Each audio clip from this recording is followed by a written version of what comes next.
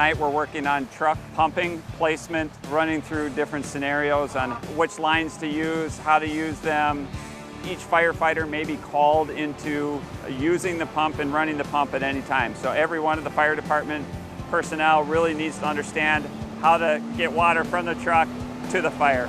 So in one truck, we have our newest firefighters going through there, getting just familiar with the basics of fire pumping. So we're kind of introducing to them how to do it and what's expected so that when it happens, they're not so surprised. So this is keeping our pump cool right now, and then we're just going to discharge. The second engine, we're working on different scenarios that are in there, working from the hydrant, working from the draft tank. You can also notice how loud things get.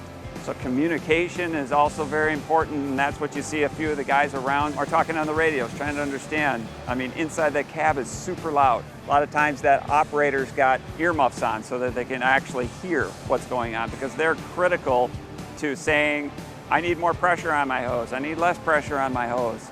Engine 12 is the command, we are ready for water. Inside the truck, there's a very large pump panel that seems very daunting. So each nozzle, each lever, each button has a specific purpose. Number one, to put the water from the tank to the pump, and then the pump to whatever line we're doing. So we could be getting water from different sources from the fire hydrant, and then you can also see behind me a draft tank.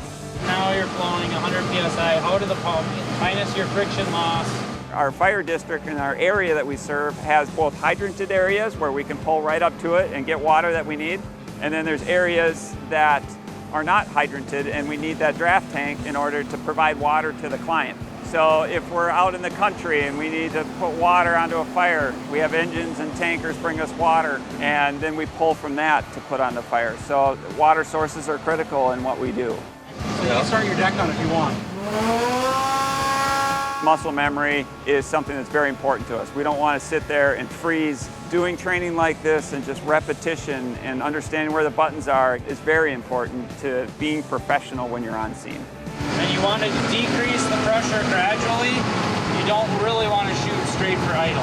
When we get into a fire truck or a piece of apparatus, each seat has a specific job or a role that they need to play, and each truck has its own role to play on the fire scene. The driver is always in charge and runs the pump. The person that sits in the front passenger seat is the officer. It's the one in charge. It's to tell them what to do. The crew in the back, the first engine in, I mean, the guys on the outside, one guy's responsible for getting out and wrapping the hose around the hydrant, and the other guys that are in there have specific jobs to pull hose and be the first to attack people. It doesn't matter sometimes that you got a white helmet or a red helmet or a black helmet. We come to the station, you do your job, and that's why, again, we train to understand that, hey, you could be that guy driving the truck. You could be that guy in that front right seat telling people what needs to be done.